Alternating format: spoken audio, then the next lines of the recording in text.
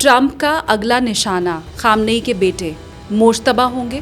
America के president ने बड़ा क्लियर किया है कि वो इनको टारगेट करेंगे। कोशिश ये की जा रही है कि मुज्तबा खमैनी को कहीं छुपा दिया जाए या वहाँ से बाहर निकाल दिया जाए। इसके लिए जो सबसे सेफ सेंचुरी है वो तो या चाइना हो सकती है या फिर रशिया हो सकती है। फिर तो सीधे सीधे war America China, America Russia के बीच में दिखाई देगी। अमेरिका चाहता है कि ये जो पूरा का तेल का स्पेक्ट्रम है उसको वो कंट्रोल करे।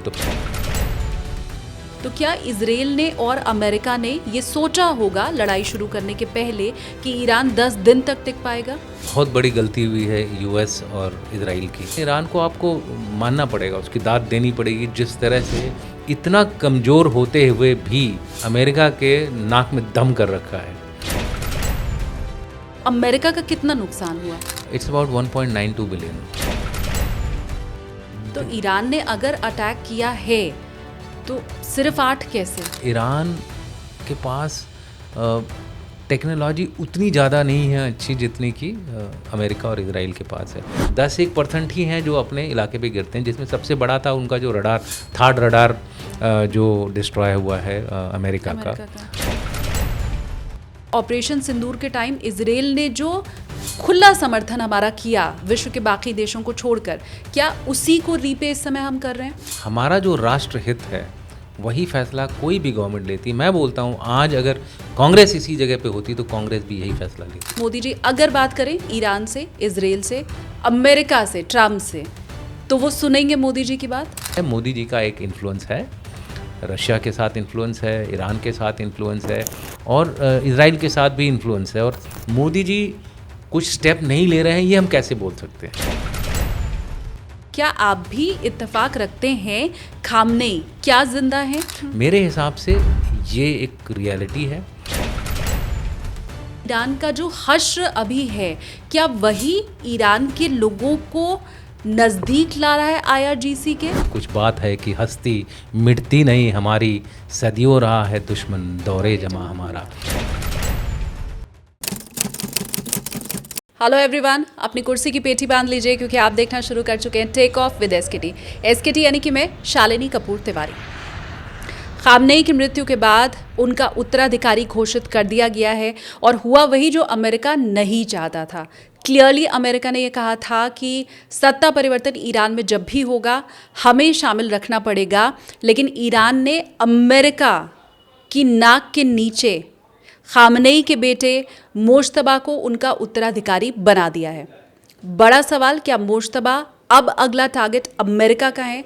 ये समझाया है हमें लेफ्टिनेंट जनरल दुष्यंत सिंह ने। उनके घर इस वक्त हम पहुंचे हुए हैं। दुष्यंत सर ने हमें क्लियरली बताया कि मोश्तबा अब भाग सकते हैं ईरान छोड़कर, और अगर उन्हें छुपना पड़ा तो कैसे रशिया और चाइना उनका साथ देंगे।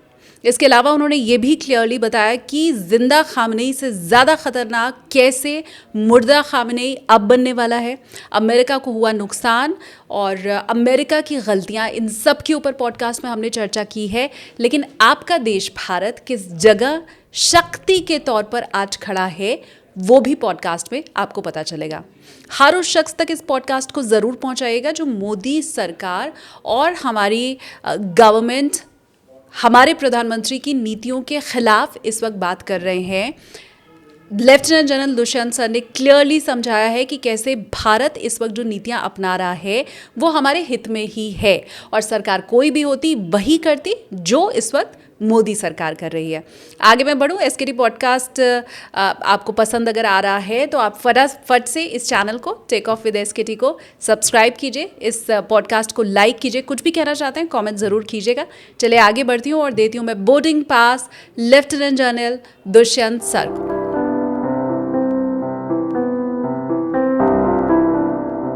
बहुत स्वागत है सर आपका।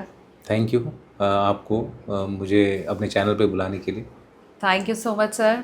पहला सवाल तो मैं यही जानना चाहती हूँ कि अब तो शुरू से हम रिजीम चेंज सुन रहे थे, लेकिन अब खामनेई के बाद डिक्लेयर कर दिया गया है कि उनके बेटे ही फ़िलहाल सत्ता संभालने वाले हैं। ट्रंप ने शुरू से ही कहा था कि पहला जब सत्ता परिवर्तन होगा तो हम ये चाहते हैं कि हमारी रजामंदी शामिल हो, तो पहला तो वो शामिल नहीं हुआ। और दूसरा, खामनेई के बेटे मोश्तबा अब जब वो कुर्सी पे बैठे हैं तो क्या ये अंदेशा है कि ट्रंप का अगला निशाना खामनेई के बेटे मुश्तबा होंगे? बिल्कुल, इसमें कोई शक और दोहरी राय नहीं है। अमेरिका के प्रेसिडेंट ने बड़ा क्लियर किया है कि वो इनको टारगेट करेंगे। जहाँ तक मुझे पता चला है कि कोशिश ये की जा रही है कि मुज्तबा खमैनी को कहीं छुपा दिया जाए या वहाँ से बाहर निकाल लिया जाए, यानी कि वो बाहर से इस पूरे ऑपरेशंस को कंट्रोल करेंगे। और मुझे लगता है इसके लिए जो सबसे सेफ़ सेंचुरी है वो तो या चाइना हो सकती है या फिर रशिया हो सकती है, क्योंकि एक लंबे व्यू से अगर आप इस पूरी लड़ाई को देखेंगे तो अल्टीमेटली ईरान का नुकसान होगा इस पूरी लड़ाई में, क्योंकि ईरान के पास वो क्षमता नहीं है। अब देखिए, अमेरिका जो है नंबर 1 पावर है, इज़राइल भी ऊपर फर्स्ट 10 में आता है, और जो ईरान है वो 16वें नंबर पर है, पाकिस्तान से भी पीछे है, और उसके जितने भी इक्विपमेंट हैं वो काफ़ी पुराने हैं, एक्सेप्ट मिज़ाइल्स को छोड़ के और ड्रोन्स को छोड़ के। मिज़ाइल्स और ड्रोन्स में उसकी महारत है, जिसकी वजह से वो अभी तक टिका हुआ है। तकरीबन मेरे हिसाब से 75% उसका नुकसान हो चुका है। लीडरशिप तो उसकी पूरी चली गई है, तो इसलिए वो अब बचाना चाहते हैं अपनी स्पिरिचुअल लीडरशिप को, क्योंकि अगर मोटिवेशन करना है अपने आदमियों का या अपने नागरिकों का, तो उनका स्पिरिचुअल लीडर का ज़िंदा रहना बहुत ज़रूरी है। और इसलिए मुझे लगता है ये एक शायद आप लोगों को नई बात लगे, लेकिन ये मेरा अनुमान है और अंदेशा है कि इस तरह का कुछ होगा, कुछ दिनों में ही होगा। देखते हैं किस तरफ हवा मुड़ती है, किस देश में वो जाते हैं। मेरा अनुमान है रशिया नज़दीक है सबसे, हो सकता है रशिया में जाए। लेकिन अगर खामनेई के बेटे मुश्तबा रशिया जाते हैं या चाइना जाते हैं तो फिर तो सीधे सीधे war America China, America Russia के बीच में दिखाई देगी। नहीं, ऐसा कुछ नहीं है। देखिए, सीरिया में जब लड़ाई हुई थी तो बशीर अल असद कहाँ गए? वो रशिया गए, लड़ाई ख़त्म हुई, और उसके बाद जो उनका फेवरेट जो क्या बोलते हैं बंदा था HKS का, वो उसने कमान संभाली। ऐसा कुछ हो सकता है कि अगर ऐसा लगने लगे ईरान की जो लीडरशिप है, IRGC है, कि अब ख़तरा काफ़ी बढ़ गया है और वो लोग सस्टेन नहीं कर पाएंगे, ये उस समय डिसीजन ली जाएगी कि इनको कहाँ और कैसे निकालना है। आई थिंक खमेनी जो आयतुल्ला खमेनी जो तो पहले वाले थे, वो थोड़ा सा अपने आप को उन्होंने एक मिसाल के तौर पे मोटिवेशन के लिए अपने आप को ईरान में ही रखा। नहीं तो ये बात चल रही थी कि उनको भी वहाँ से बाहर निकाला जाए। तो उन्होंने बोला था मैं तभी जाऊँगा अगर 90 मिलियन जो ईरानियंस हैं वो यहाँ से निकल जाए, उनको सेव कर देंगे तो मैं जाऊँगा। तो एक तरह से उन्हें एक प्रिंसिपल स्टैंड लिया, और उस प्रिंसिपल स्टैंड की वजह से उनको नुकसान हुआ, क्योंकि वो नंबर 1 टारगेट थे, बाकी सब तो सेकेंडरी टारगेट थे। और क्योंकि ये मीटिंग में हुआ तो कई सारे लोग एक साथ चले गए ऊपर, तो उसकी वजह से बहुत ज़्यादा नुकसान हुआ है ईरान को। लेकिन ईरान को आपको मानना पड़ेगा, उसकी दाद देनी पड़ेगी, जिस तरह से इतना कमज़ोर होते हुए भी और बिना किसी एक्सटर्नल सपोर्ट के, यूक्रेन को तो सारी दुनिया सपोर्ट कर रही थी, लेकिन इसको कोई नहीं सपोर्ट कर रहा है, फिर भी उन्होंने अमेरिका के नाक में दम कर रखा है। उनके थर्ड रडार साइट को डिस्ट्रॉय करना कोई मामूली बात नहीं होती है। तो जहाँ तक ये ड्रोन्स का सवाल है, उसमें ईरान बाय फार बहुत तेज़ी से प्रोडक्शन भी करता है, और मुझे लगता है कहीं ना कहीं अंडरहैंड सपोर्ट उसको शायद मिलना शुरू हो जाएगा रशिया और चाइना से। अभी नहीं मिल रहा है? अभी उतना डायरेक्टली नहीं मिल रहा है। अभी कोशिश ये की जा रही है कि किसी तरह से लड़ाई को रोक दिया जाए। वो चाइना ने भी आज स्टेटमेंट दी है, और रशिया भी चाहता है कि ये युद्ध जो है इसी स्टेज पे रुक जाए, ताकि जो रिजीम है वहाँ पे वो अभी भी प्रो चाइना और प्रो रशिया हो। देखिए, इसमें एक बहुत बड़ी मैं कहूँगा अजीब सी बात है इस लड़ाई में, कि सबसे ज़्यादा नुकसान चाइना का हो रहा है और सबसे ज़्यादा फ़ायदा रशिया का हो रहा है। तो दोनों को इंटरेस्ट है कि इस लड़ाई को इसी ही हालत में रोका जाए। अगर कोई दूसरी रिजीम आ गई तो चाइना को बहुत नुकसान चलता रहेगा, लेकिन रशिया फिर भी निकल के बाहर आ जाएगा, क्योंकि रशिया बहुत पैसे बना रहा है इस समय।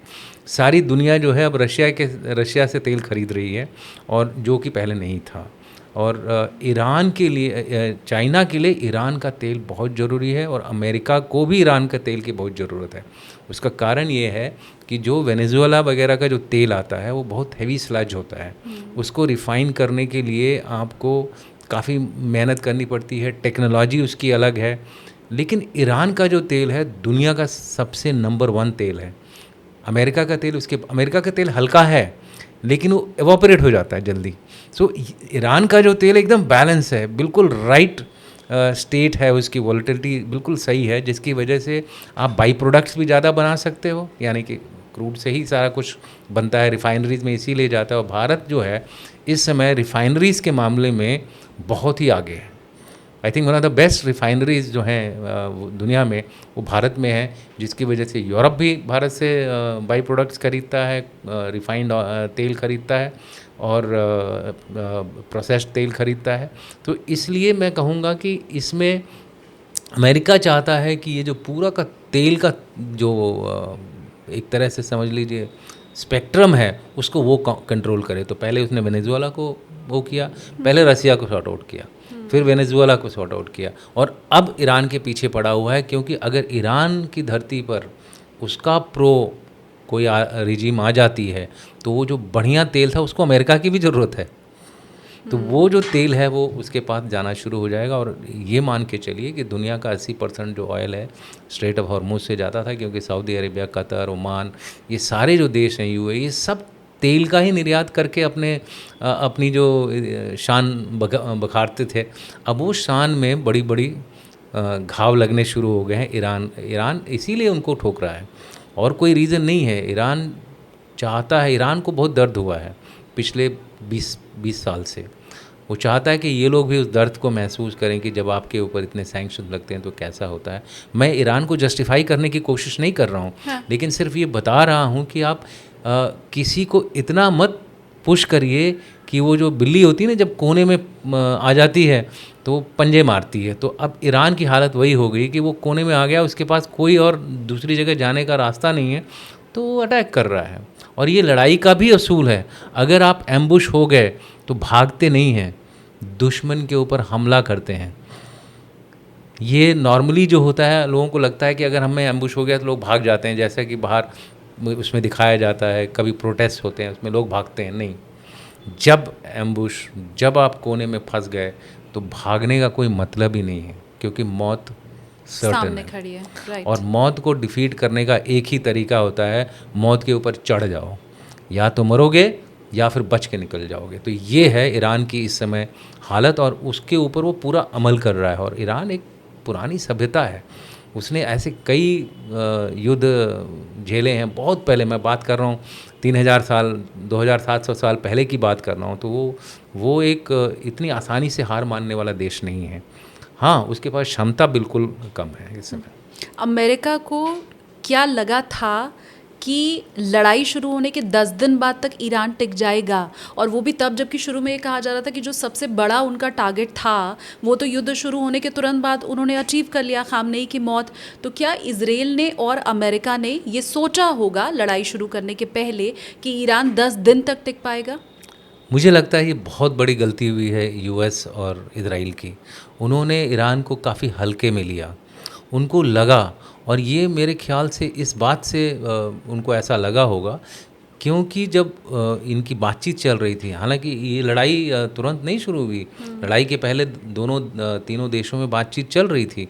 और ईरान जो है, एज़ पर ओमानियन डेलीगेशन जो मध्यस्थता कर रहा था इस पूरी बातचीत में, वहाँ के जो एक डिप्लोमेट थे जो इस बातचीत में थे, उन्होंने बोला कि ईरान ने पूरी शर्तें मान ली थी, यहाँ तक कि in addition to International Atomic Agency जो इंस्पेक्टर्स होते हैं, उनके अलावा उन्होंने ये भी मान लिया था कि अमेरिका के इंस्पेक्टर्स भी आके चेक कर सकते हैं।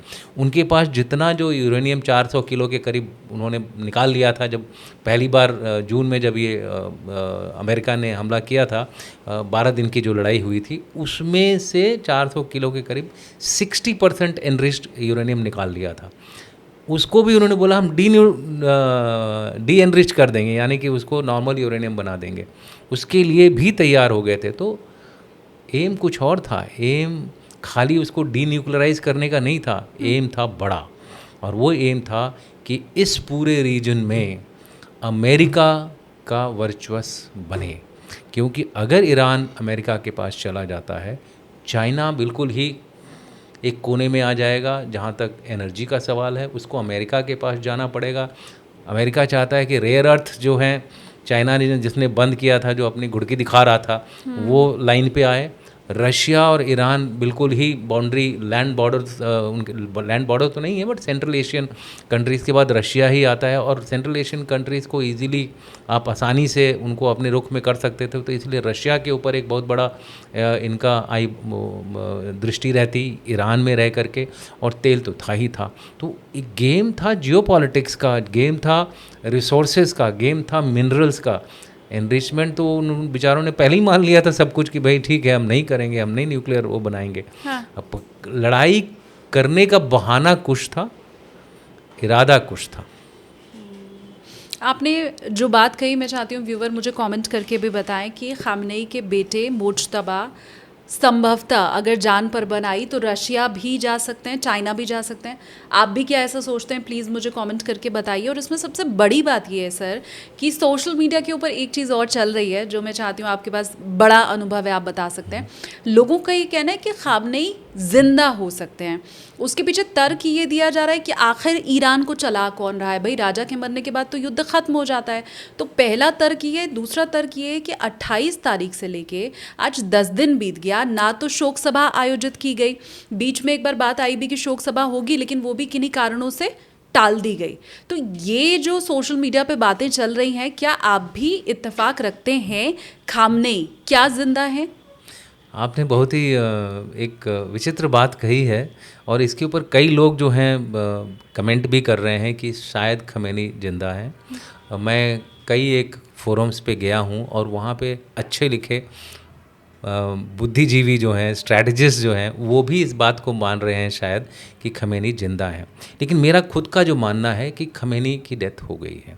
देखिए, मैं एक चीज़ बताऊं आपको, मोसाद जो था वो इतना डीपली घुस गया था ईरान के अंदर कि उसको हर चीज़ की खबर थी मिनट टू मिनट। और उसका एक कारण था कि उनका जो एजेंट थे वो मोसाद के अंदर ही थे।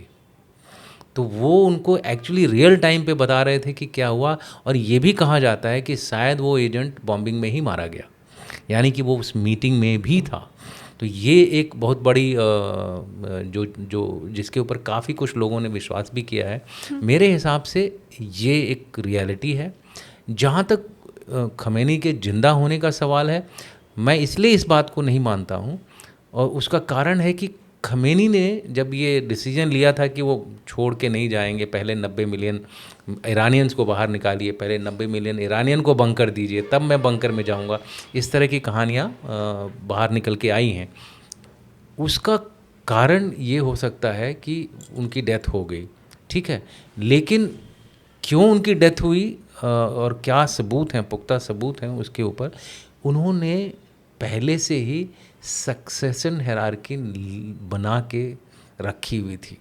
पूरे उनकी जो ऑर्गेनाइजेशन है, IRGC हो गई, बसीज हो गया, कुड्स हो गया, ऐसे कई सारे उनके जो खास रॉयल सुप्रीम काउंसिल हो गई उनकी, जो इलेक्ट करती है अगले आयतुल्ला को, उन्होंने पहले से लिख के रखा था कि भाई ये होगा तो ये मरेंगे तो ये बनेंगे, ये मरेंगे तो ये बनेंगे। ये तो कोई इतने एडवांस में इस तरह की चीज़ें लिख के नहीं जाता है। वो तभी जाता है जब उसको यकीन है कि शायद वो ना रहे दुनिया में। अगर उसके हिसाब से ये काम चल रहा है, बिल्कुल आप देखिए, बिल्कुल ऑर्डरली तरीके से चल रहा है। पेजेक्सियाँ जानते हैं कि वो आयतुल्ला खुमानी की जगह नहीं ले सकते, क्योंकि वो वो नहीं है, आयतुल्ला नहीं है, यानी कि स्पिरिचुअल लीडर नहीं है। हाँ। लेकिन उनको पता था कि नाम कौन से हैं 6, तो वो 6 नाम पब्लिक में आए, उनका पूरा डिटेल में लोगों ने एनालिसिस भी किया। हालांकि लोग ये भी बोल रहे हैं कि आयतुल्ला खुमानी नहीं चाहते थे कि उनका लड़का बेटा बने, उनका बेटा हाँ। इस पद को संभाले। मुझे ये लगता है कि इनका बेटा भी काफ़ी उन्हीं की तरह है काफ़ी जिद्दी और काफ़ी एंटी वेस्ट उसका एटीट्यूड है। तो इसीलिए ट्रंप साहब को अच्छा नहीं लग रहा है कि ये तो मेरे बरखिलाफ़ बात हो रही है। तो ये जो मुश्तबा जो हैं ये इसलिए शायद बने हैं कि अल्टीमेटली जितने भी लोग थे उस काउंसिल 5-6 लोग जिनका नाम चल रहा था मीडिया में, इंडियन एक्सप्रेस में तो उनका हर एक का एक डिटेल्स भी आया हुआ है। हो सकता है कि कोई इस रिस्पॉन्सिबिलिटी को शायद लेना नहीं चाहता था खतरे की वजह से।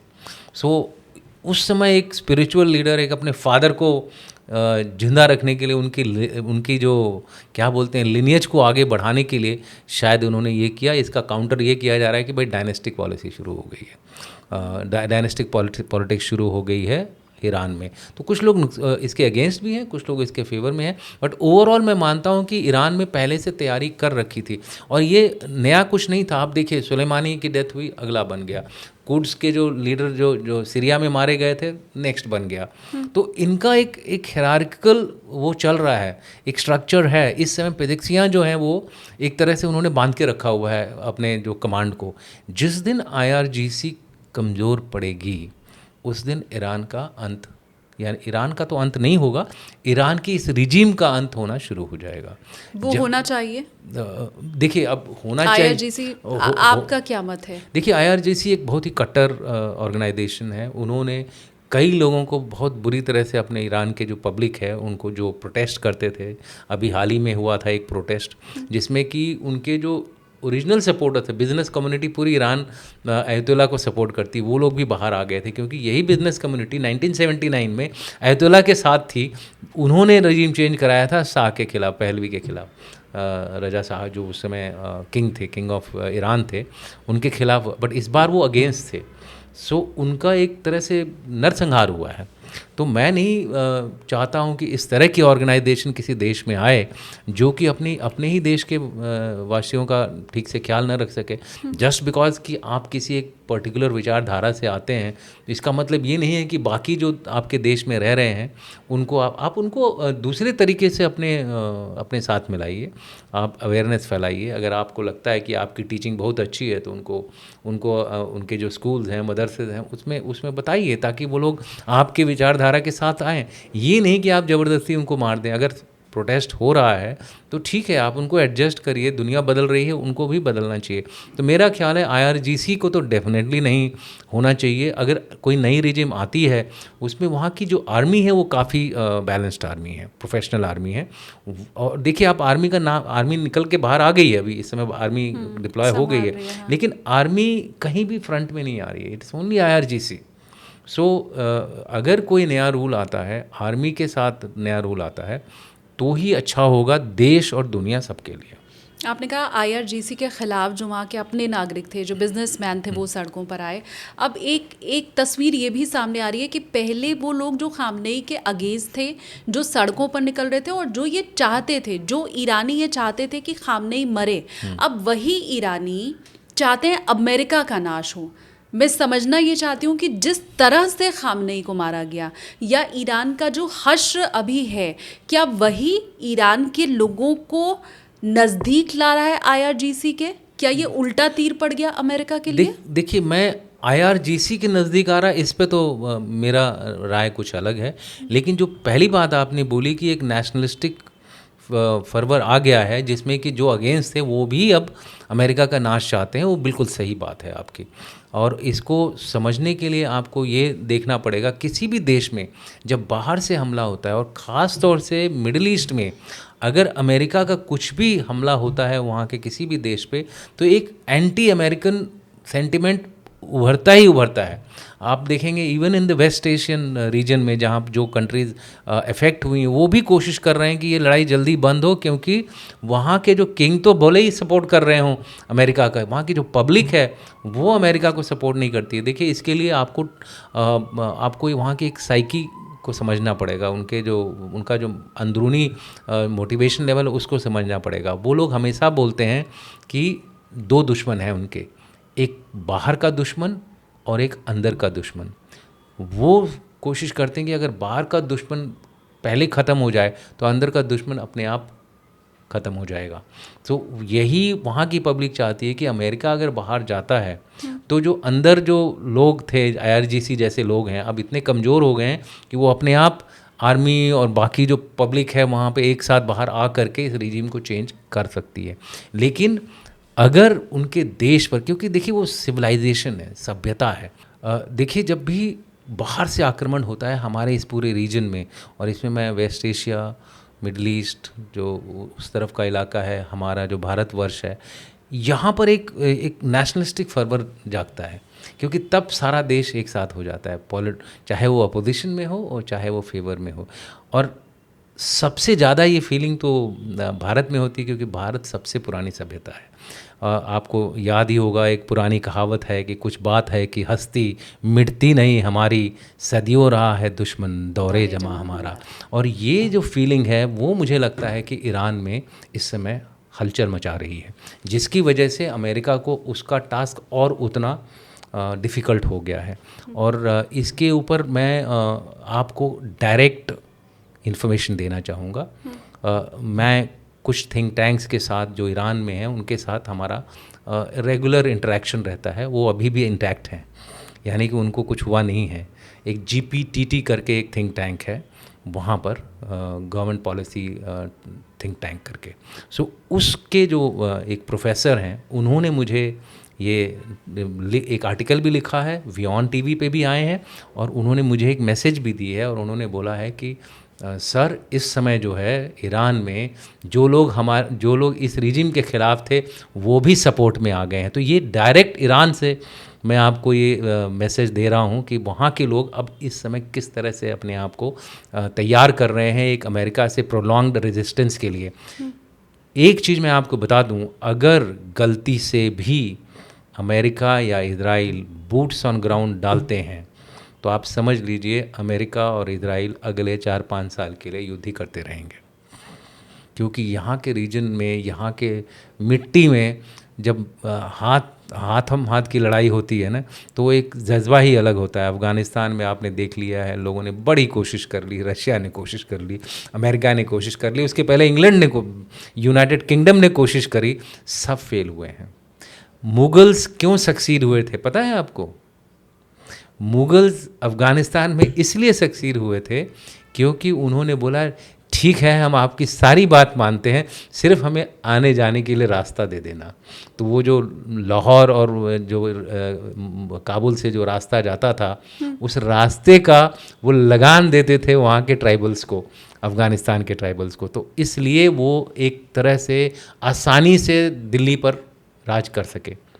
बाकी किसी ने ये बात नहीं मानी, और आपने देखा सभी लोग अपने वो घाव को चाटते हुए निकले हैं वहाँ अफ़गानिस्तान से। ईरान कोई अलग देश नहीं है, ईरान भी उसी तरह का है, हालांकि उनके पास नेशनैलिटीज़ बहुत सारी हैं। अगर आप बात कर रहे हैं ना डिफरेंसेस की, डाइवर्सिटी की, हाँ। फॉल्ट लाइंस की, तो ईरान में हमारे बराबर फॉल्ट लाइंस हैं। आपको बताऊं मैं, ईरान में जो पर्शियंस हैं, जो कि वहाँ के कोर है, जैसे पाकिस्तान में पंजाबियों को ले लिए, तो यहाँ पे जो कोर है वो पर्शियंस है। पर्शियंस खाली 60% है, बाकी 40% में 17% जो है अज़ेरीज़ हैं, अज़रबैजानीज़, 15% कुर्ड्स हैं, 10% बलूची हैं, 5-6% हज़ाराज हैं। ये सारे जो आसपास के जो देश हैं उनके लोग भी यहाँ पर ईरान में रह रहे थे। ये लोग भी अब मोटिवेट हो रहे हैं ईरान को मतलब बचाने के लिए इस बाहर की लड़ाई से। लेकिन जहाँ तक मुझे लगता है एक इसमें एक गड़बड़ हो सकती है इस पूरे ईरान के इंटरनल उसमें, और वो है कुर्दिस्तान। कुर्दिस्तान इजराइल की तरह, ज्यूस की तरह अपने देश की ज़मीन के लिए लड़ रहा है। बाकी सबके पास ज़मीन है, अज़रीज़ हैं तो अज़रबैजान है, बलूचीज़ हैं तो, और दूसरा बलूचिस्तान है। वो भी हो सकता है कि इस मौके का फ़ायदा उठाएं और सिस्तान बलूचिस्तान और दूसरी तरफ का बलूचिस्तान एक साथ हो जाएं और वो एक अलग देश हो जाएं और ईरान का जो नक्शा है वो बदल जाए। कुर्दिस्तान, ये अभी हो सकता है, चांसेस अभी कम हैं, लेकिन अगर IRGC और कमज़ोर हुआ तो कुर्दिस्तान डेफिनेटली निकलेगा। उसका कारण क्या है? इराक में जो इनका पहले, इराक से ही इनका वो शुरू हुआ था रेजिस्टेंस, वहाँ पर इन्होंने ऑटोनोमस स्टेट का एक दर्जा हासिल कर लिया है, जो कि अमेरिका की मदद से मिला था। जब अमेरिका इराक में पहली बार जब लड़ाई लड़ी थी तब कर्ड्स ने उनको सपोर्ट किया था, तो उस सपोर्ट के तहत, और फिर बाद में सीरिया में जब लड़ाई हुई उसमें भी यूएस को सपोर्ट किया था कर्ड्स ने सीरिया की रिजिम को निकालने के लिए। तो गिव एंड टेक होगा, और उस गिव एंड टेक में मुझे जहाँ तक, हालांकि जब सीरिया से गए तो उनको लगा कि हम कुर्दिस्तान अब हमको मिल गया, लेकिन अमेरिका चुपचाप कट लिया। अब जो है अगर सपोर्ट कर रहे हैं तो इस बार वो डिमांड करेगा, तो मुझे लगता है कि वो शायद कर भी दें, क्योंकि तो वो जो कुर्दिस्तान वाली ज़मीन है फिर तो उसका इस्तेमाल अमेरिका कर सकता बिल्कुल है, और वहाँ पर क्या वो अपने सैनिक उतार सकता है अमेरिका? अगर सपोर्ट है वहाँ के लोगों का तो सैनिक उतारेगा। इट्स लाइक जैसे कि हम बांग्लादेश में जब हम लोग गए थे, मुक्ति बाहिनी हमारे सपोर्ट में थी, तो जब लोकल आपके सपोर्ट में होंगे तभी मैंने कहा कि हालांकि एक नेशनलिस्टिक फर्वर आया हुआ है, एक राष्ट्रीयता जागी है ईरान में, लेकिन कुछ ऐसे रीजन है जैसे कि कुर्दिस्तान और बलूचिस्तान, ये दोनों अगर कटेंगे तो सबसे पहले ये दोनों कटेंगे, और इसका इनके पास बहुत ठोस रीजन है। बलूचिस्तान कभी भी नहीं चाहता था कि वो अमेरिका में रहे, पाकिस्तान में रहे, और इसलिए मुझे लगता है, और पाकिस्तान में इसमें बलूचिस्तान में इसमें कौन है? अमेरिका है, उसने डील करी है पाकिस्तान से। तो अमेरिका किसी का साथी नहीं है, अमेरिका सिर्फ अपना साथी है। तो अगर उसको बलूचिस्तान में फुट होल्ड मिल गया, मान लीजिए एक इंडिपेंडेंट नेशन बन जाता है बलूचिस्तान, अमेरिका उसको बैक कर देता है, इधर कुर्दिस्तान जो है वेस्ट में है, इस तरफ पाकिस्तान, सो उसका जो फुट होल्ड है वो बिल्कुल अफ़गानिस्तान को चारों तरफ से घेर सकता है, रशिया के ऊपर वॉच हो सकती है, और चाइना की ज़मीन खिसक जाएगी। तो अब इस तरह का जो जियो पॉलिटिक्स चल रहा है, हाँ। इसके चांसेस भी बहुत ब्राइट हैं। बस एक चीज़, दो चीज़ें इनके रास्ते में आ रही हैं।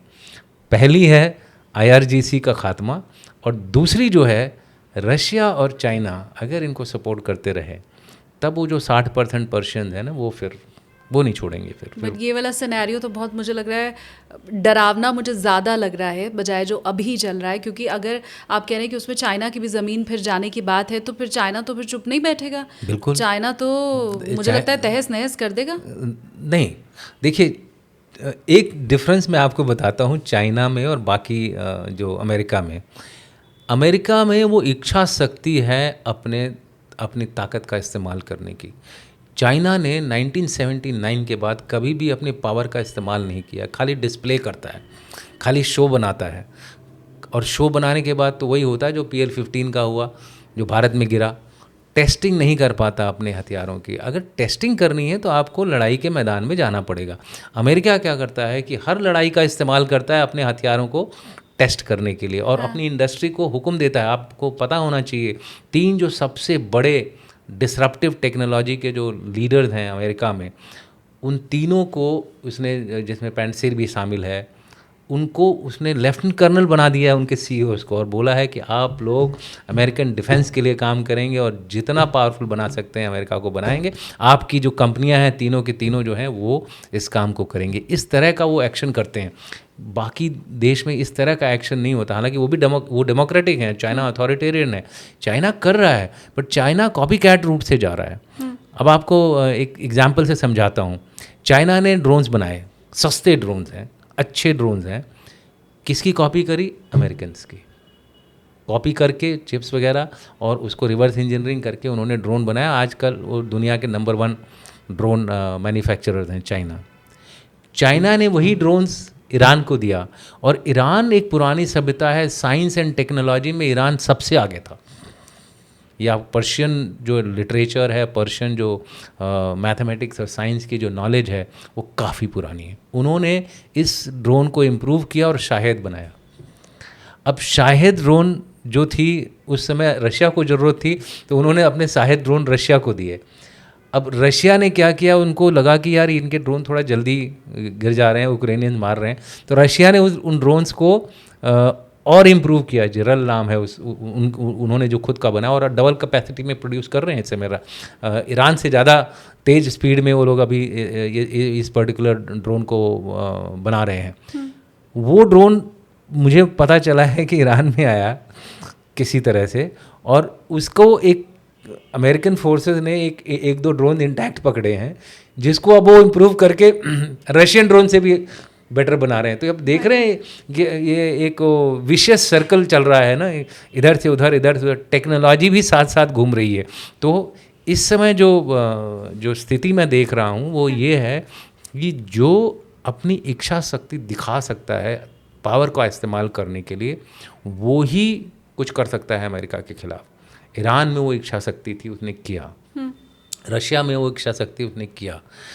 चाइना में सब कुछ है लेकिन उसको इच्छा शक्ति नहीं है। उनको use will power to use their power is not there. वो छोटी छोटी हरकतें करते हैं और हर जगह हार जाते हैं। अगर आप 62 को एक एब्रेशन समझें कि 62 में हमारे पास ट्रूप्स ही नहीं थे, और जहाँ जहाँ हमारे ट्रूप्स थे आपको बताऊँ वहाँ वहाँ हमने उनके नाक में दम किया, चाहे वो शैतान सिंह हो, चाहे बैटल ऑफ वोलोंग हो।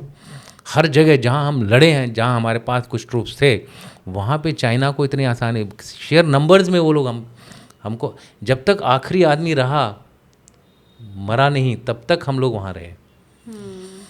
ये विड्रॉल का ऑर्डर देने के बाद भी कई जगहों पे हमने पिस्ट बैटल लड़ा है, क्योंकि वहाँ के लोकल कमांडर्स ने बोला नहीं हम तो लड़ेंगे, और उन्होंने एक ने करीबन आप समझ लीजिए 10 से 15 लोगों को मारा है। तो चाइना अभी भी डरता है लड़ाई से, ये मेरा मानना है। और इस समय चाइना की जो हालत है, आर्थिक दशा उसकी ख़राब है, टेक्नोलॉजी में अच्छा है मानता हूँ मैं, हमारे से भारत से बहुत आगे है वो, लेकिन जो इच्छा शक्ति चाहिए, जो विल पावर चाहिए, जो उनके जो सोल्जर्स हैं वो अब सिंगल चाइल्ड की वजह से चॉकलेट सोल्जर्स बन गए हुए हैं। उनको धीरे धीरे ट्रेन किया जा रहा है, धीरे धीरे उनको स्ट्रांग बनाया जा रहा है, और ये शुरू हुआ है गलवान के बाद। तो अभी उनमें वो इतनी और ऊपर से देखिए उन्होंने तो अपने इनके लीडरशिप को तो अमेरिकन ने मारा है, उन्होंने तो अपनी लीडरशिप को खुद ही मार दिया। 4000 तकरीबन पर्जेस हुए हैं, और जिसमें से 90 के करीब जो है सीनियर ऑफिसर्स को उन्होंने या तो मार दिया है या कैद कर दिया है। कुछ पता भी नहीं है कि आप उनके साथ किया क्या है। इनफैक्ट जो उनके सबसे लॉयल थे जुंगसिया, उनको जेन सुंगसिया, उनको भी उन्होंने गायब कर दिया। कुछ पता नहीं कि कहाँ है, कैसे हैं। तो मुझे नहीं लगता कि चाइना कुछ ज़्यादा कर पाएगा, और अमेरिका वो खाली ताइवान देख रहा है कि भाई ताइवान में कुछ हो या ना हो। हाँ। और भारत के साथ उसने थोड़ा सा अपना जो है रुख थोड़ा नरम कर दिया है, नरम किया है, लेकिन कब तक नरम करेगा वो भी हमको सोचना पड़ेगा इसके बारे में। मैं अमेरिका को कितना नुकसान हुआ है वो भी आपसे समझना चाहती हूँ, क्योंकि कहा तो यही जा रहा है कि ये 10 दिन में नाकों चने चबवा दिए हैं ईरान ने अमेरिका को, और अब स्थिति उनकी ऐसी है कि वो उल्टे पांव भागें कहाँ से और कैसे नाक भी बच जाए और पल्ला भी छूट जाए, इसके ऊपर अब विचार कर रहे हैं। तो अमेरिका का कितना नुकसान हुआ? देखिए अमेरिका का जो नुकसान है इस समय जो असेसमेंट है, I mean in terms of money, it's about 1.92 billion रफली, that is the expenditure. In fact कुछ लोग तो बोल रहे हैं ये पर डे एक्सपेंडिचर हो रहा है। और एक और बात बताऊं, अमेरिका ने 2001 से जब से उनके ऊपर 9/11 का अटैक हुआ है आज तक तकरीबन 10.8 ट्रिलियन खर्चा हो चुका है उनका लड़ाई के ऊपर। इसीलिए मैंने कहा दम चाहिए लड़ाई लड़ने के लिए, और वो कर रहे हैं। लेकिन इस समय उनकी हालत यूक्रेन लड़ाई की वजह से, जिसमें उन्होंने काफ़ी सामान दिया है यूक्रेन को, उसकी वजह से उनके जो खुद के जो भंडार हैं म्यूनिशंस हो गए, वो थोड़ा कम हो गए हैं। तो इसलिए कुछ एस्टिमेट था अबाउट 4000 ऑड मिसाइल वगैरह का, उसमें भी काफ़ी कमी आई है, क्योंकि इन्होंने ज़्यादा भी इस्तेमाल किया नहीं है। उनको आई थिंक पहले दूसरे दिन ही एयर सुपीरियॉरिटी मिल गई थी, इसलिए वो खुलेआम अपना एयरक्राफ्ट चला रहे हैं। अगर अदरवाइज़ एयरक्राफ्ट देखिए, रशिया यूक्रेन की लड़ाई में एयरक्राफ्ट तुरंत बंद, हाँ। गिने चुने कुछ हो रहे हैं, यहाँ पर वैसा हाल नहीं है। तो अमेरिका की खर्चे तो हो रहे हैं, बढ़ रहे हैं, उनके सारे मिलिट्री बेसिस पे अटैक हुआ है, लोग मरे हैं। लोग कहते तो हैं कि 8 लोग मर गए हैं, और उनके बॉडी बैग्स भी गए हैं। उनको प्रेसिडेंट ट्रंप ने सैल्यूट किया जब उनकी बॉडी, पर 8 ही हुए होंगे। अगर आप ईरान की स्टेटमेंट को लें तो 200 बोल रहे हैं। नहीं, पर ईरान की स्टेटमेंट मुझे जो लगता है, मेरी जानकारी बहुत कम है सर, पर मुझे ऐसा लगता है कि अगर अमेरिकन एयरबेस हैं तो वो खाली तो नहीं रहे होंगे ना, अंदर लोग तो होंगे ही। खाली एयरबेस को फिर चला कौन रहा था? तो ईरान ने अगर अटैक किया है तो सिर्फ 8 कैसे? देखिए ऐसा होता है कि ईरान के पास टेक्नोलॉजी उतनी ज़्यादा नहीं है अच्छी जितनी कि अमेरिका और इजराइल के पास है। तो उनके एयर बेसिस ज़्यादा बेटर प्रोटेक्टेड हैं बनस्पत सिविलियन एरियाज़ के। इसीलिए उसने बुर्ज खलीफा और इस तरह के जगहों पे अटैक किया ताकि लोग अमेरिका के ख़िलाफ़ खड़े हों और बोलें कि भाई आप चलिए, आपकी वजह से हमारा बिजनेस का नुकसान हो रहा है, हमारी जान माल जा रही है।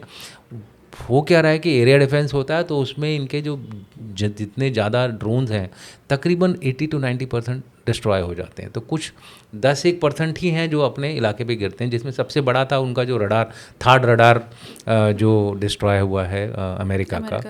लेकिन ऐसा नहीं है कि अमेरिका की कैपेसिटी ख़त्म होगी। 40,000 ट्रूप्स तो पहले से हमेशा रहते थे। लाइनअप जो है फोर्सेस का वेस्ट एशिया और मिडिल ईस्ट में वो इतना ज़्यादा है कि कन्वेंशनली ईरान उसको हरा नहीं सकता। ईरान सिर्फ एसिमेट्रिकली हरा सकता है, और एसिमेट्रिक हराने के लिए उसको ड्रोन्स ज़्यादा चाहिए, मिसाइल्स ज़्यादा चाहिए, हाइपरसोनिक मिसाइल्स ज़्यादा चाहिए। उसके पास हैं hypersonic missile, but hypersonic missiles को रोक भी नहीं सकते आप, लेकिन क्वांटिटी कितनी है वो आपको देखना है ना। तो वो क्वांटिटी कम है। और ईरान ने दूसरी चीज़ क्या की है कि पब्लिक सेंटिमेंट अमेरिका के ख़िलाफ़ करने के लिए उन्होंने एक अपने अटैक को फैला दिया है। यानी कि अगर आप देखें तो अज़रबैजान में भी उन्होंने हमला किया, फिर सीरिया, लेबनान और यहाँ पर यूएई, दुबई, जॉर्डन में भी, सऊदी अरेबिया को काफ़ी नुकसान हुआ है, कतर को सबसे ज़्यादा नुकसान हुआ है, कतर में सबसे बड़ा बेस था, बहराइन में काफ़ी नुकसान हुआ है। लेकिन ये नुकसान इतना नहीं है कि अमेरिका रैटल हो जाए उससे। अमेरिका झेल सकता है इसको बेसिकली बाय शेयर कैपेसिटी। हम तो ऐसा सुन रहे हैं सर कि वो ईरान अभी तो पटाखे जैसे अपने जो अंदर से वो निकाल रहा है ताकि जब इंटरसेप्ट किया जा रहा है तो उसको ये भी मालूम चल जा रहा है कि ओके फाइन, ये कहाँ कहाँ इनका रडार है। और ईरान के, मतलब मैं ऐसे एक रफ लेमैन वाली लैंग्वेज में बोल रही हूँ कि ईरान के 10-20 रुपये पटाखे वाले बॉम्ब को फोड़ने के लिए अमेरिका जो खर्च कर रहा है वो 1000-2000 वाले। नहीं, वो आपकी बात बिल्कुल सही है कि अगर ड्रोन्स की कीमत देखें ईरान की $10,000, $20,000 के, और उसके लिए आयरन बीम और आयरन डोम का जो इस्तेमाल हो रहा है, ये एरो मिसाइल, बहुत सारी चीज़ें जो इस्तेमाल हो रही हैं अमेरिका द्वारा, उनकी कीमत बहुत ज़्यादा है। लेकिन ऐसा भी नहीं है कि वो बिल्कुल ही फ्री रूट मिल रहा है ईरान को। नहीं, अब कल का ही अटैक जो हुआ था 197 ड्रोन में से तकरीबन उन्होंने 190 ड्रोन डिस्ट्रॉय कर दिए। तो अब गिरेंगे, बाकी 10 तो गिरेंगे ना कहीं, उससे थोड़ा नुकसान होता है। They are trying to overcome technology by quantity. एक बोलते हैं ना, स्वामिंग कर रहे हैं वो लोग, एक साथ इतने ड्रोन भेज रहे हैं कि कुछ न कुछ तो जाके टारगेट पे गिरेगा ही गिरेगा। तो उससे क्वांटिटी, मतलब क्वांटम ऑफ नुकसान जो बोलते हैं ना, कि नुकसान की जो विस्तार है वो उतनी ज़्यादा नहीं होती है, बट है, नुकसान हो रहा है। अमेरिका को प्रॉब्लम ये हो रही है कि लड़ाई बंद नहीं हो रही है।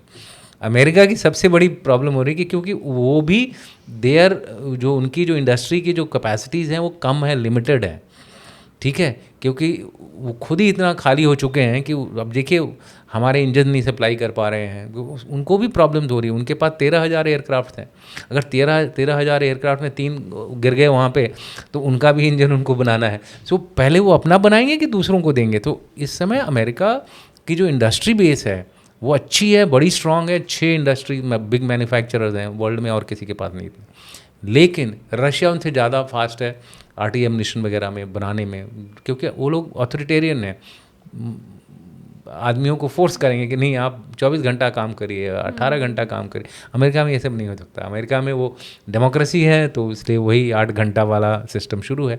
सो कैपेसिटी में अंतर है। तो अमेरिका को चिंता ये हो रही कि हर जगह हम भाग के निकले हैं, कहीं यहाँ से भी हमको उसी तरह का कार्य न करना पड़े। इसीलिए अमेरिका जो है डरा हुआ है। उसने प्लान ही नहीं किया था कि एंड गेम क्या होगा। लड़ाई को शुरू करना बहुत आसान है, ख़त्म करना बहुत मुश्किल है। इसीलिए मैं भारत को शाबाशी देता हूँ, भारत के लीडर्स को शाबाशी देता हूँ, हमारे मिलिट्री कमांडर्स को शाबाशी देता हूँ। जब उन्होंने सिंदूर किया था, उन्होंने पहले से गेम प्लान बनाया हुआ था कि हम कब कैसे लड़ाई को रोकेंगे। अगर वो सरेंडर करता है हम लड़ाई रोक देंगे, अमेरिका पाकिस्तान ने बोला माफ़ करिए, सीज़ फायर। हमने कहा ठीक है, क्योंकि हम नहीं चाहते कि इस समय हमारा जो एफ़र्ट है वो एक छोटे मोटे देश के ऊपर खर्च हो। हमारा एफ़र्ट है, हमारा टारगेट है चाइना, और चाइना को टक्कर देने के लिए हमको करीबन 15 साल का नॉन स्टॉप ग्रोथ करना है। अमृत काल के पीरियड में आर्थिक ग्रोथ जब होगा तभी हमारा मिलिट्री ग्रोथ होगी। अगर मिलिट्री ग्रोथ अगर अभी खर्च कर दोगे तो टेक्नोलॉजी तो डेवलपमेंट की बात दूर रही, आप फिर दोबारा सड़क पे आ जाओगे, दूसरों से खरीदने की बात करोगे। तो अभी जो स्ट्रैटेजी चल रही है कि जो इमीडिएटली रिक्वायरमेंट्स हैं उसको बाहर से खरीद लें, लॉन्ग टर्म रिक्वायरमेंट्स को डेवलप करें। तो ये जो स्ट्रैटेजी है बाई एंड डेवलप वाली, ये इस समय लागू है भारत में। ये जो कार्रवाई है भारत के लिए एक बहुत अच्छा मैं कहूँगा कि स्टेप था ऑप सिंदूर में, और उसके बाद भी नैरेटिव वॉर कर रखा है हमने कि ऑप सिंदूर बंद नहीं हुआ है, पॉज बटन लगी हुई है इसके ऊपर। तो अंदरूनी कार्रवाई हमारी चल रही है। क्योंकि इस तरह आपने ऑप सिंदूर का जिक्र किया, ऑप सिंदूर के समय हमने ये देखा था कि पूरे विश्व में इजराइल ही ऐसा था जो भारत का साथ दे रहा था। अब जब इजराइल ने ईरान के ऊपर अटैक किया है तो क्या हम वही जो उस समय हमें उनका सहयोग मिला, अब उसी को क्या रीपे करते हुए दिखाई दे रहे हैं? क्योंकि बहुत से लोग क्रिटिसाइज़ कर रहे हैं कि मोदी जी कुछ कह नहीं रहे। जब खामनेई की मृत्यु हुई तो उस समय भी मोदी जी के ट्विटर हैंडल से डायरेक्ट कोई कोट नहीं है, हाँ, को कुछ लिखा नहीं गया। तो नहीं क्या एग्जैक्टली तो क्या हमें जो इजराइल की मित्रता लंबे समय से रही है और ऑपरेशन सिंदूर के टाइम इजराइल ने जो खुला समर्थन हमारा किया विश्व के बाकी देशों को छोड़कर, क्या उसी को रीपे इस समय हम कर रहे हैं? देखिए, आपने जो क्वेश्चन पूछा है ये इस समय सोशल मीडिया, पॉलिटिकल पार्टीज़ काफ़ी कुछ इस सवाल को उठा रही हैं, और मुझे लगता है कि एक डेमोक्रेटिक देश में इस तरह की आवाज़ें उठती हैं। डेमोक्रेसी का मतलब ये नहीं है कि राष्ट्रहित को बलि चढ़ाया जाए। हमारा जो राष्ट्रहित है वही फैसला कोई भी गवर्नमेंट लेती है। मैं बोलता हूँ आज अगर कांग्रेस इसी जगह पे होती तो कांग्रेस भी यही फैसला लेती। हमने ये नहीं बोला है कि हमने ये बोला है कि ये लड़ाई का युग नहीं है, पीस और शांति का युग है, और ये स्टेटमेंट दी है उन्होंने, शुरू में ही दी है। ये ज़रूर है कि थोड़ा कंडमनेशन में लेट हुआ, ठीक है, उसके कुछ कारण हो सकते हैं, लेकिन ऐसा नहीं था कि हमने ये नहीं बोला कि भाई ये युद्ध गलत है। हमने ये बोला है कि युद्ध नहीं, शांति से इस मसले को हल किया जा सकता है। पहली बात तो मैं ये आपको बता देना चाहूँ। दूसरी बात जो है कि इज़राइल का पेबैक टाइम तो नहीं है। देखिए, आप लोगों को एक चीज़ मैं समझाना चाहता हूँ, और आपके जो ऑडियंस है उनको भी समझाना चाहता हूँ। इज़राइल और इंडिया का जो रिश्ता है 10 साल पुराना नहीं है। जब इज़राइल बना और जब भारत आज़ाद हुआ तब से है। हम उनको एक दोनों को अलग अलग देखते हैं। इज़राइल को हम अलग देखते हैं, पैलेस्टीन को हम अलग देखते हैं। हमने पैलेस्टीन के साथ भी वही रिश्ता रखा है, हमने इज़राइल के साथ भी वही रिश्ता रखा है। फ़र्क क्या आया है? फ़र्क ये आया है कि पहले हम क्या करते थे, जब भी इनके साथ वार्ता वगैरह होती थी या विजिट होता था तो हम दोनों जगह जाते थे, इज़राइल भी जाते थे, पैलेस्टीन भी जाते थे। अब हम क्या कर रहे हैं कि जब पैलेस्टीन का मामला है हम पैलेस्टीन में जाएंगे, जब हमें इज़राइल का मामला है हम इज़राइल में जाएंगे। दूसरी बात, पैलेस्टीन जो है, अब आप देखिए उनमें हम किसके पास जाएं? हमास, आपको मानना पड़ेगा कि Hamas was not a good organisation. Hamas कितना भी आप उनका सपोर्ट करें, ह्यूमैनिटेरियनली आई एग्री कि ह्यूमैनिटेरियन क्राइसिस वहाँ हुई है, बहुत बुरी क्राइसिस हुई है, but Hamas as a organisation को कंडेम करना क्या, मैं तो खुलेआम उनको वो करूँगा। ठीक है। हाँ। ईरान में भी जो हालात हैं, ईरान और भारत की बहुत पुरानी दोस्ती है। जब आपके दो देश जो कि आप दोनों के साथ अच्छी दोस्ती निभा रहे हैं तो उस समय क्या करना चाहिए? आपको किसी का हाथ पकड़ना चाहिए या आपको बोलना चाहिए कि ठीक है कि मैं ना तुमको सपोर्ट कर सकता हूँ ना इनको सपोर्ट कर सकता हूँ? तब आप क्या करते हैं? बोलते भाई मैं तो न्यूट्रल हूँ, आप लोग जल्दी जल्दी से अपना मसला सुलझा लो, यही बोलेंगे आप? तो भारत वही कर रहा है। भारत बोल रहा है भाई देखिए ईरान भी हमारा अच्छा दोस्त है, इजराइल भी हमारा अच्छा दोस्त है। अब ईरान के अंदर कुछ एक्टर्स अगर ठीक नहीं है तो उसके लिए वो हम कुछ नहीं कर सकते। जियो पॉलिटिक्स में सब अपना राष्ट्रहित देखते हैं। मेरा राष्ट्रहित है कि मैं तेल ईरान से खरीदूंगा तो मुझे बहुत अच्छा फ़ायदा होगा। लेकिन अगर सैंक्शन हो गया तो हमने अगले दिन ईरान से तेल खरीदना बंद कर दिया। कोई नई बात थोड़ी की हमने, और ये पॉलिसी कांग्रेस के टाइम पे भी थी। सो ये कहना कि जस्ट किसी बात को ऐसे उठा लेना वो गलत बात होगी। इसमें कुछ इशारा यही लगता है मुझे कि दोनों देशों के साथ हमारे एक अच्छे रिश्ते थे, और इसलिए हम इसमें किसी एक का साइड नहीं लेना चाहते हैं। हम चाहते हैं कि जो स्ट्रांग है वो जीत जाए, जो जो जो कमज़ोर है वो हारेगा। वो जाहिर सी बात है। अगर आप इंडिया और पाकिस्तान का मैच देख रहे हैं, आप साइड ले सकते हैं, लेकिन अगर आप पाकिस्तान और लेट्स से न्यूजीलैंड का साथ ले रहे हैं तो आपके ऊपर है, पाकिस्तान का साइड लें, न्यूजीलैंड का साइड लें। हाँ। और अगर लड़ाई न्यूजीलैंड और ऑस्ट्रेलिया की है, जो दोनों हैं हमारे अच्छे दोस्त हैं, अगर मान लीजिए उनकी हाइपोथेटिकली लड़ाई हो जाती है तो आप किसका साथ देंगे? किसी का भी नहीं, न्यूट्रल रहेंगे। एब्सोल्युटली। सो इसको आप थोड़ा सा न्यूआंस तरीके से समझिए। और जहाँ तक ह्यूमैनिटेरियन बातचीत, ह्यूमैनिटेरियन सवाल है, उस पर भारत हमेशा अडिग रहा है। ईरान की जो इसके ऊपर हमारे फॉरेन मिनिस्टर ने भी स्टेटमेंट दी है, और ईरान की जो शिप्स इस समय कोचीन में हैं दोनों के जो जितने भी क्रू हैं वो भारत में हैं इस समय। हम चाहते तो मना कर सकते, तो ये गलत धारणा है कि हम किसी का साइड ले रहे हैं। हम सिर्फ ये बता रहे हैं कि जो हमारे को मदद करेगा हम उसकी मदद करेंगे। अगर इजराइल आपको इंटरसेप्टर्स देगा तो आप उनकी मदद करेंगे। अगर ईरान हमको तेल देगा और हम ले सकते हैं तेल, हम ईरान की मदद करेंगे। लेकिन अच्छा हमारे लिए स्टेप वही है कि शांति हो, शांति से इस पूरे मसले का हल निकाला जाए। वो भारत के लिए नंबर 1 ऑप्शन है, और उसी के लिए भारत काम कर रहा है। आप इस सवाल को इसी तरह से समझिए तो ज़्यादा बेटर रहेगा। इसके ऊपर साइड लेना मुझे नहीं लगता कि ठीक है। हमने डीडी बख्शी सर का कल पॉडकास्ट किया, लेफ्टिनेंट जनरल डीडी बख्शी। उन्होंने ये कहा कि जब भारत और पाकिस्तान के बीच में लड़ाई हुई, ऑप सिंदूर हुआ, तो अचानक से अमेरिका कूद के आ गया और बोला मैंने शांति करवाई। अब जब अमेरिका, ईरान और इजराइल लड़ रहे हैं तो मोदी जी को बात करनी चाहिए और कहना चाहिए मैंने शांति करवाई। और उन्होंने ये भी कहा कि मोदी जी, मुझे ऐसा लगते हैं वो लीडर हैं जिनकी बात सब सुनेंगे। मैं आपका इस पर स्टेक जानना चाहती हूँ, आपको भी लगता है कि मोदी जी अगर बात करें ईरान से, इजराइल से, अमेरिका से, ट्रम्प से, तो वो सुनेंगे मोदी जी की बात? देखिए, मैं ट्रम्प के बारे में तो मैं कुछ नहीं कहूँगा, क्योंकि ट्रम्प के बारे में जो भी कुछ कहता है वो अपना मुंह खुद गंदा करता है। क्योंकि ट्रम्प जो है एक सेल्फ सेंटर्ड लीडर हैं। ट्रम्प चाहते हैं कि वो हर चीज़ में सेंटर में रहें, चाहे वो बोर्ड ऑफ पीस हो, चाहे वो किसी युद्ध को सुलझाने वाली बात हो, सीज़ फायर कराने वाली बात हो। वो चाहते हैं कि मैं सबसे पहले उस बात को दुनिया को बताऊं, क्योंकि मैं एक मोस्ट पावरफुल लीडर हूं वर्ल्ड का। लेकिन उनको ये समझ नहीं आता है कि ये जो पावर उनको मिला है कहाँ से मिला है। पावर अमेरिका की सैन्य शक्ति और आर्थिक शक्ति से मिला है। दुनिया के नंबर 1 इकोनॉमिक पावर है और दुनिया के नंबर 1 मिलिट्री पावर है वो। तो ये शक्ति उनकी नहीं है, ये उनके देश की है। और उनके देश को बनाने में उनके जैसे पता नहीं कितने प्रेसिडेंट लग गए, जब जाके अमेरिका इस 200 साल से पुराना उनका इतिहास है, तब जाकर के उनकी ये जो स्थिति है वो आई है।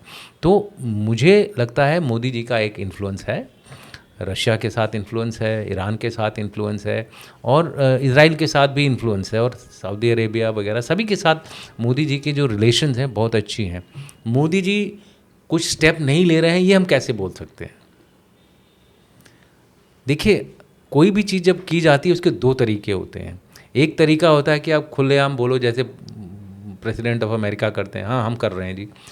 दूसरा होता है कि जो एक सावधानी से एक किसी न किसी को नाराज़ करते हुए अगर उसका समाधान करता है, वो ज़्यादा बेटर लीडर होता है। और इस समय मुझे लगता है भारत जो है वो उस तरह की कुछ कार्रवाई कर रहा है। इजराइल के साथ भी बातचीत मेरे ख्याल से हो रही है, यूएई के साथ भी हो रही है, सऊदी अरेबिया के साथ भी हो रही है। आप देखिए, यूएई ने अपनी एयर स्पेस खोल दी भारतीय आदमियों को हाथ निकालने के लिए। तो अगर आप बोलते हैं कि उनके कोई मतलब वो कुछ नहीं कर रहे हैं, तो मेरे ख्याल से वो सब कुछ कर रहे हैं। सबसे पहले वो अपने देश को देख रहे हैं, उसके बाद दुनिया को देखेंगे। ये अमेरिका भी यही कर रहा है, भारत भी यही करेगा, इजराइल भी यही कर रहा है, और बाकी सब भी यही करेंगे। अगर इजराइल पे अटैक होता है, एक मान लीजिए चौतरफा अटैक होता है, भारत सपोर्ट करेगा बंद करने के लिए लड़ाई को। अगर मान लीजिए किसी देश पर, जो हमें पता है कि ईरान की जो स्थिति है वो इतनी ज़्यादा नहीं है कि वो इस लड़ाई को लड़ सके। चाणक्य ने बोला था, अगर आप कमज़ोर हो संधि कर लो। हम बोलते हैं ना, हम चाणक्य नीति फॉलो करते हैं, आप पढ़िए अर्थशास्त्र। अगर आप कमज़ोर हो संधि कर लो, जिस दिन ताकत आए उसको पलट के जवाब देना, जवाब नहीं, उसको अपने मंडल में शामिल कर लो। उनकी जो मंडला थ्योरी थी कि मंडल एक देश समझ लीजिए, तो अगले मंडल को, और उनका ये भी थ्योरी थी कि अगर जिस दिन आपने बाकी मंडलों को अपने मंडल में शामिल करना बंद कर दिया, उस दिन से आपका पतन होना शुरू हो जाएगा। यही कहानी हमारी मगध साम्राज्य की थी, यही कहानी बाद में गुप्ता एरा की हुई, और फाइनली जब पतन होना शुरू हुआ, जब हम अंदर अंदर आने लग गए, पहाड़ी आक्रांताओं से हम अपने आप को बचाने वाली स्थिति में आ गए, तब हमारा अंत होना शुरू हो गया। अगर हम ऑफेंसिव रहते तो लोग आपसे डरते, लोग अपनी ज़मीन बचाते। और यही मैं मानता हूँ भारत के लिए सबसे ज़रूरी है कि हमें अपनी जो पॉलिसी है इस मॉडर्न युग में ऐसी रखनी है कि लोगों को डर लगे आपसे कि अगर आपने उनको कुछ किया तो ये अटैक करेंगे, ये डिफेंड नहीं करेंगे। ऑफेंस, ये एक स्ट्रैटेजी में, मॉडर्न स्ट्रैटेजी की बात कर रहा हूँ, लिटिल हार्ड, और बहुत सारे लोगों ने इसके ऊपर बातचीत की है। वो बोलते हैं offence is the best form of defence. तो अगर हम ऑफेंसिव नहीं होंगे तो हम देखिए, अगर मैं किसी जगह पे बैठा हूँ और अपने आप को बचाने की कोशिश कर रहा हूँ, लोग आपको घेरते रहेंगे, चारों तरफ से और सैनिक लगाएंगे, और प्रेशर डालेंगे, इकोनॉमिक प्रेशर डालेंगे, आर्थिक प्रेशर डालेंगे। किलों को कैसे विजय पाया जाता था किलों के ऊपर? ऐसा थोड़ा है कि किले इतने स्ट्रांग होते थे कोई घुस जाए, उनको चारों तरफ से घेर लिया जाता था। अंदर राशन आना बंद, अंदर पानी आना बंद, अंदर कोई भी ऐसी चीज़, हथियार आना बंद, घोड़े आने बंद। धीरे धीरे उनके अंदर का जो पूरा सामान है वो ख़त्म होना शुरू हुआ है, दरवाज़ा खुल गया अपने आप। और कोई जल्दी करता था, किसी के पास अगर डायनामाइट वगैरह होता था, दरवाज़ा तोड़ के तब निकलता था, जब वो अंदर कमज़ोर हो गए हैं पूरे। सो ये जो कहानी है कि offence is the best form of defence, ये भारत ने पिछले 10-1 साल से शुरू करी है, और जिसका असर आपको दिखेगा लंबे। ऐसा नहीं कि ओवरनाइट ही, देखिए किसी भी देश को बनाने के लिए बहुत समय लगता है। अब नई एक डेस्टिनी शुरू हुई है भारत की, देखते हैं इसको और कितना समय लगेगा, 10 साल, 20 साल, 100 साल। मैं तो बोलूँगा हमको 200 साल तैयार रहना चाहिए अपनी ताकत को बढ़ाने के लिए। पर आपकी बात से हिम्मत मुझे लगता है बहुत मिलती है, और जो व्यूअर देख रहा होगा उसे भी हमारी खुद की ताकत के ऊपर अगर ज़रा भी संदेह रहा होगा तो वो ज़रूर दूर हुआ होगा।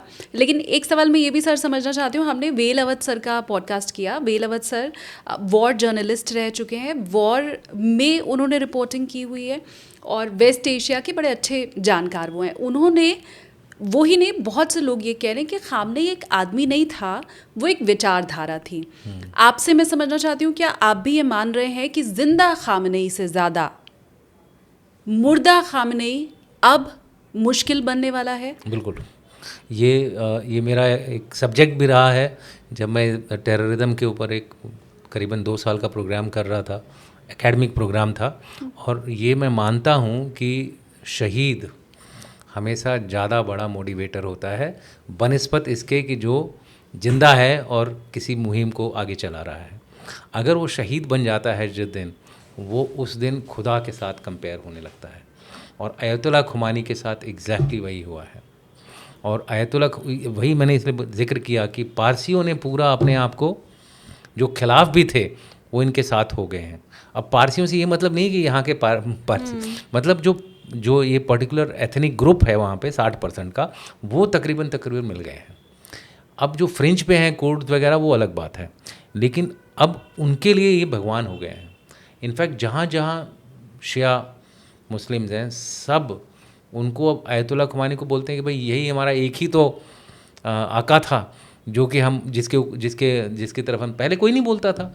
चुपचाप गिलगित बाल्टिस्तान में बैठे हुए हैं, चुपचाप लखनऊ में बैठे हुए हैं, चुपचाप भोपाल में बैठे हुए हैं, चुपचाप पाकिस्तान में बैठे हुए हैं। लेकिन जैसे ही उनकी डेथ हुई, लोगों को रियलाइज़ हुआ कि उनका जो सबसे बड़ा जो नेता था दुनिया का, वो चला गया। तो वो शहीद बन गया है भाई। अब तो वो और खमैनी निकालेगा, और खमैनी वहाँ से निकलेंगे। इसीलिए मैंने कहा अगर अमेरिका अंदर घुसा तो फिर खमैनियों ने उनको वो कर देना है। अगर रज़ा पहलवी भी आता है इस समय, रज़ा पहलवी का भी ज़्यादा दिन नहीं चलेगा यहाँ पे राज। जैसे अफ़गानिस्तान में हुआ है वही हाल यहाँ पर होगा। रज़ा पहलवी की लेकिन आपको लगता है कि ज़रा भी पॉपुलैरिटी है जैसे अमेरिका बताता है? देखिए, ज़बरदस्ती तो कोई अपने आप को पॉपुलर बना सकता है। मुझे नहीं लगता कि उसमें वो उतना पॉपुलैरिटी लेवल है। रज़ा पहलवी भी कौन से दूध के धुले थे, मतलब उनके फादर कौन से दूध के धुले हुए थे कि वो भी एक डिक्टेटर थे, डिक्टेटरशिप की तरह काम करते थे, अमेरिका की बात मानते थे। देखिए, किंग्स में क्या प्रॉब्लम होती है, जनता से कट जाते हैं लोग। उस समय ये जो खमेनी वाली जो विचारधारा है वो आगे चली और उन्होंने तख्ता पलट कर दिया। इस समय थोड़ा लिबरल विचारधारा वहाँ पे थोड़ी सी प्रिवेलेंट हो गई थी, लेकिन इस एक्शन के बाद, और ख़ास तौर से जब ये बोला जा रहा है कि ईरान ने सब चीज़ें मान ली थी, तो मुझे ऐसा लगता है कि विचारधारा मरती नहीं है, विचारधारा कम हो सकती है, इंटेंसिटी कम हो सकती है, लेकिन फिर दोबारा उठ सकती है, और ईरान में उसके उठने के ज़्यादा चांसेस हैं। मैं आखिरी 2 सवाल आपसे ले रही हूँ सर, क्योंकि मुझे पता है आपके पास भी टाइम कम है। वेलावत सर ने एक चीज़ और कही थी जिसका जवाब मैंने जीडी बख्शी साहब से भी लिया। उनका ये कहना था कि अमेरिका किसी पे भी हमला कर सकता है जहाँ उसको अपना फ़ायदा दिखाई दिया वहाँ।